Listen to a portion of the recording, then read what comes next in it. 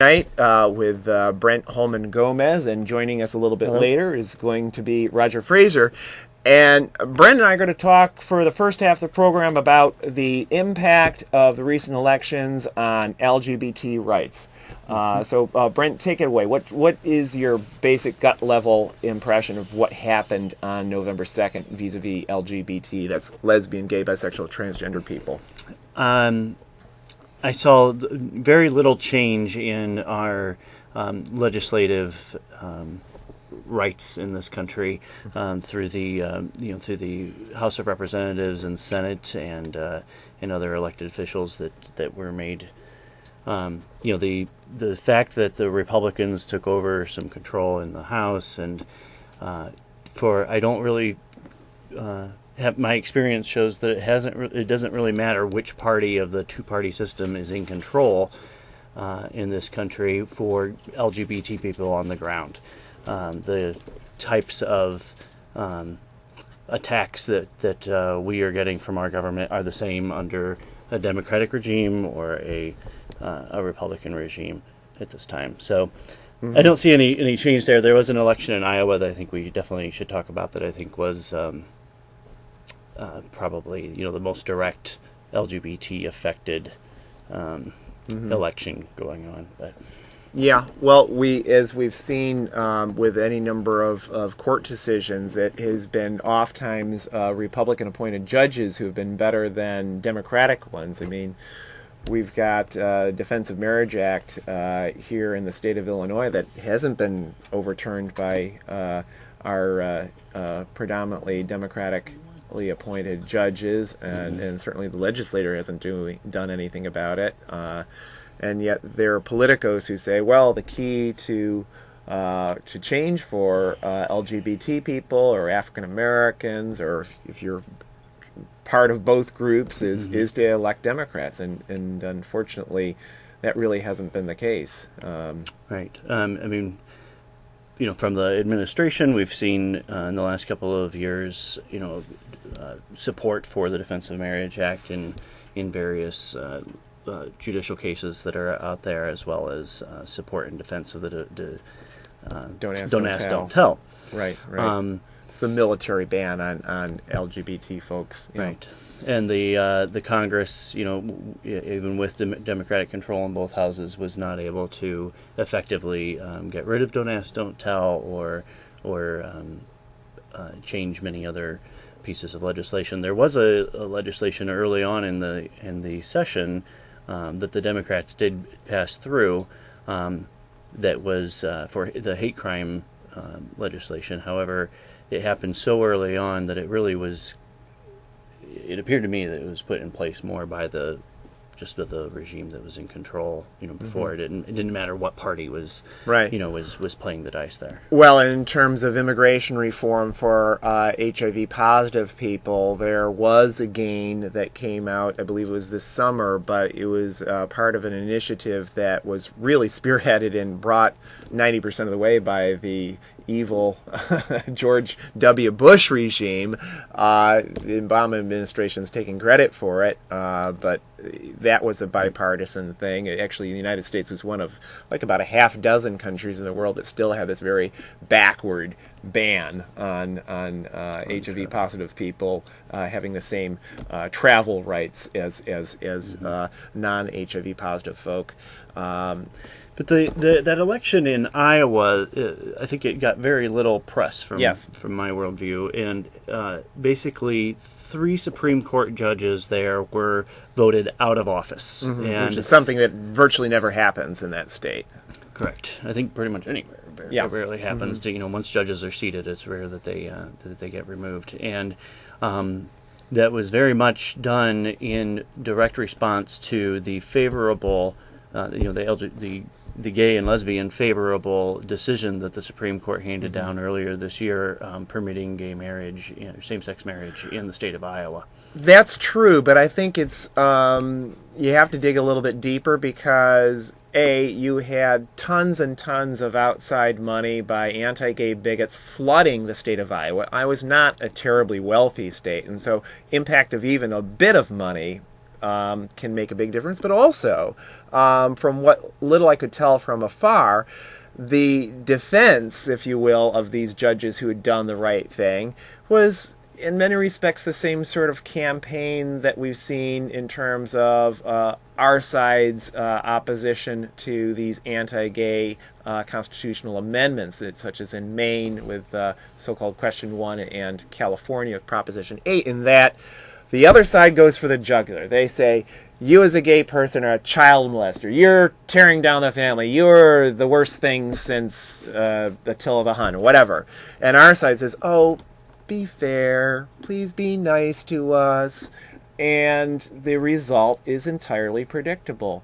Again, we've said this many times on the show here, that people talk a lot about the legacy of Harvey Milk, but they don't learn the lessons of what Harvey Milk et al. Did at that time in terms of going for the jugular against our political opponents. And we're going to have an excellent opportunity to talk about that in the second half of the show here tonight, where Anita Bryant became the issue. For those who don't know, Anita Bryant was an anti-gay orange juice pitcher, and we made her the issue back in the day. There was and we called her out as a bigot. Absolutely. And we used that, those specific hard, uncomfortable words to hear. But we always backed it up with direct quotes. It wasn't just, here's an epithet, this person, we're just being mean. And we're going to be talking a little bit later in the show with Roger Frazier about protests coming up actually tomorrow night against so-called Americans for Truth about homosexuality, which is a viciously anti-gay group. And there's a reason we're going to be out at that protest against them tomorrow night, because we think it's important to call out this hate, to call out this bigotry, to make them radioactive so that they can't get the traction with these anti-gay campaigns as they did in Iowa. It's about time we started doing that. But taking a step back, let's look at the national implications, because the Obama administration and its allies in Congress got trounced. And I think it's important, they don't have the Ralph Nader excuse this time. They got trounced. They demobilized their base through any number of actions, not just vis-a-vis the LGBT community, but they were going through Ohio, for example, during the primaries, saying that they were going to get rid of NAFTA, saying that they were going to get card check, which would be a pro-union reform. Very important in state. Of course, none of it happened. Right. And immigration as well. They wanted to play that they were a friendlier face for immigration, and in fact, the last 2 years they've had record deportations. Right, even worse than George W. Yeah, and they were going to pass immigration reform this year, the same way that they were going to pass repeal of Don't Ask, Don't Tell, which is increasingly looking dead in the water. They just appointed this anti-gay bigot head of the Marine Corps. So what direction is that taking us? It's actually not much different than what we see here in Illinois, where basically the effect of the election was Democrats pretty much all around. There's a couple of Republicans thrown in there, but there's no meaningful change in the in what's going to happen on the ground for gay and lesbian people here. Granted, in the last couple of years, there has been this notable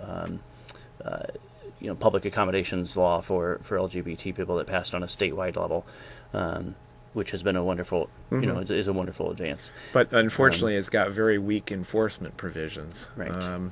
And also huge exceptions for so-called religious institutions.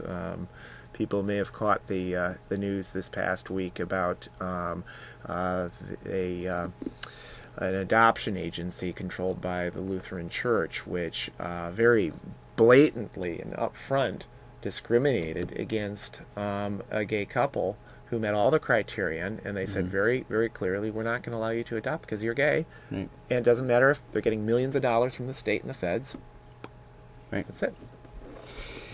So there is, the great hope of the gay powers that be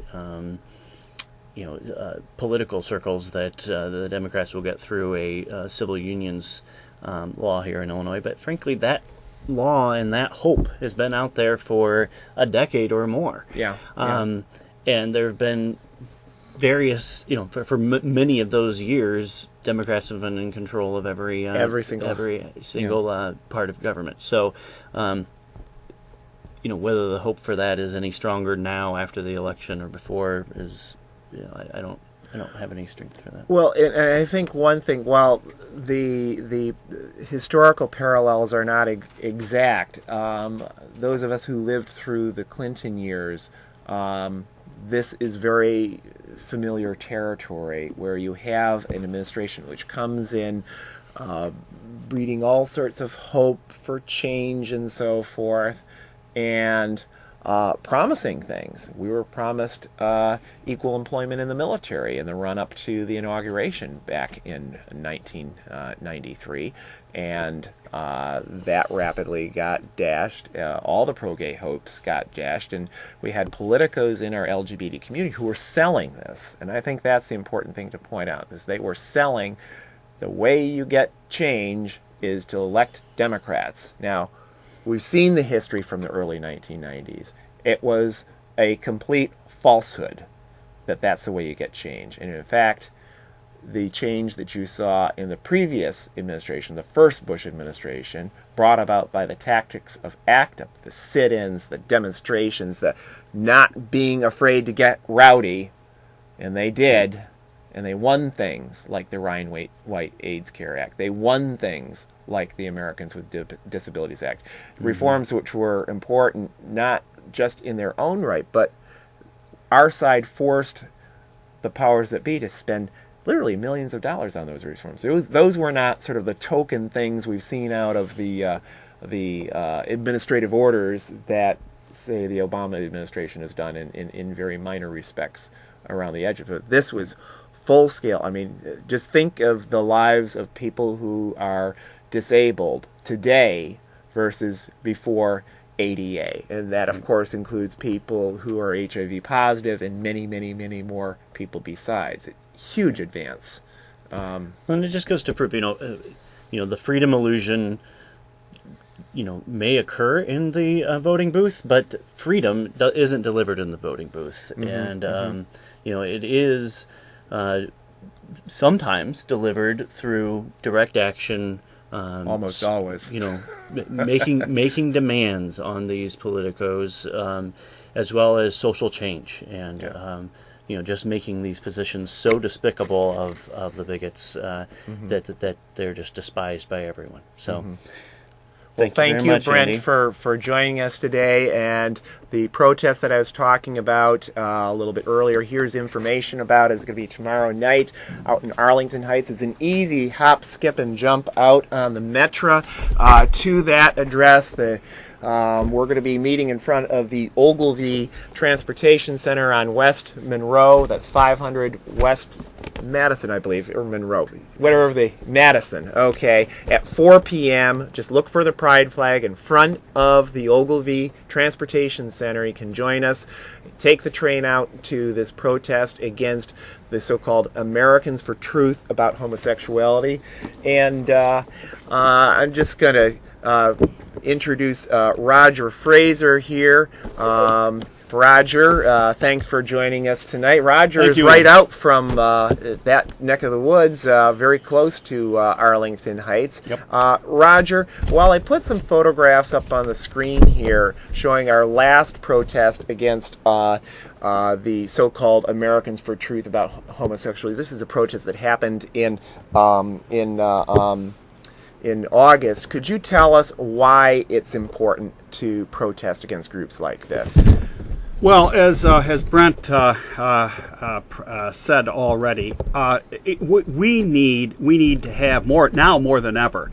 After this repudiation of the Obama administration, we need to have folks on the ground out in the streets, doing the work on behalf of our rights. That is not being done in Congress. That's not being done in Washington or in Springfield. And if we aren't involved in our own emancipation, no one else is. And part of that is attacking, going right after these groups like Americans for Truth About Homosexuality.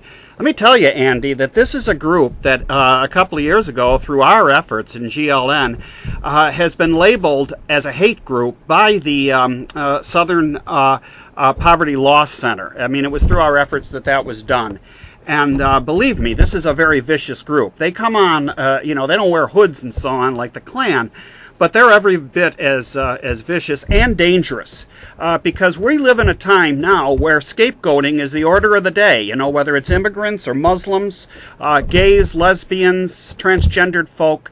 We need to unite together in a struggle, protective struggle for our rights, to keep the gains we've already made, in addition to winning new rights. And that means front and center against groups like Americans for Truth Against Homosexuality. Yeah, well, and I think you touched on something that's very important. As Brent was saying, we've got a record number of deportations of immigrants right now, which is something that happened during the Great Depression also. For example, Detroit had a very large Latino population. Now, very few Latinos, and that happened during the Great Depression. We have an economic crisis today, and the scapegoating, the blame someone for the fact that you don't have a secure job, the blame someone for the fact that your pension is wiped out or in jeopardy, the blame someone for the record foreclosures. This can go in many different directions, and it may seem completely illogical to blame different groups for this, but logic isn't part of the process. When people are desperate, then they can get demagogues who try to blame different, already shat upon groups in our society.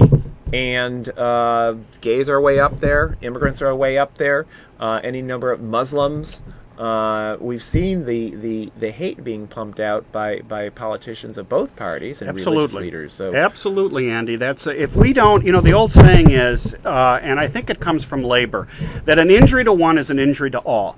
That unless we hang together, immigrants, Muslims, minorities of all sorts and descriptions, they're going to pick us off individually. And that's why, especially 2 weeks after this last election, we need to be out there. And we need you folks out there that are watching us tonight to be with us. Because it's your rights that are at stake, as well as our own. This is an effort where we need to be, as I say, front and center, to oppose bigotry, but also at the same time to be a beacon to our own community that we're still there. We can do things about the situations, about the hate climate that leads to LGBT youth suicides. We can do some things without waiting for the politicians to do it for us. That's right. Let me point out, too, that the folks out in Arlington Heights, in the suburbs out in Chicago, there are a lot of gay people out there who, they don't live in a ghetto, but they are folks who, young people, young folks in high school, and a lot of older gays, many of whom are still in the closet, who, when we're out there, we present a great example to young people as well as older people. The last time we were out there in August, we had a tremendous outpouring of support for ourselves from the gay-straight alliances in several local high schools. They need to see us, and you need to be with us, so that we can present that kind of an example of in-your-face, upfront, and proud representation of our rights. Not this hat-in-hand kind of stuff that you see with people, going in front of their legislatures and begging for our rights, fighting for our rights, and carrying our flags and with a picket line there that says to these bigots, you are not welcome here. Yeah, well, and I think it's that kind of more assertive presentation of our rights that, frankly, that won the sort of gains we were just talking about in the first segment. In terms of, you look, anyone who knows the history of ACT UP knows, for example, that they did an occupation of City Hall, where people were climbing out on balconies and demonstrating against the inaction of the Daley regime in terms of funding HIV services here in Chicago. And when there was a march going on the north side, I remember it very vividly, and an angry crowd of several hundred surrounded Mayor Daley and his bodyguards, and the look of fear that swept over the mayor's face, this man who brooked no opposition in spite of his bodyguards there. Wonderful story. The city AIDS funding went from being paltry to rocketing. And previous to that, there had just been one Alderman Schiller, who supported that proposal, and then they all got with the program. And it wasn't because they decided, oh, I guess those gay people have got a point, we should support them. No. We showed our power. We had no illusions that the politicians in power were going to do it for us, that we had to force them to do the right thing. And that's really getting back to our previous conversation about the elections. That's the danger of the Democrats in power, is that so many people are fooled into thinking that they've got friends in power and they don't have to fight. Exactly, and that's the problem that you use the word demobilization. It happened on a lot of fronts. In fact, I just got a letter. I'm from Syracuse, New York. That's my hometown. I got a letter from the Peace Council there, and they said, we're just now beginning to reestablish an anti-war movement after the demobilization of our people as a result of the Obama election in 2008. They thought it was all going to be done for them. But again and again, it's been proven over time, from the 1960s, the labor movement in the 1930s, the abolitionist movement.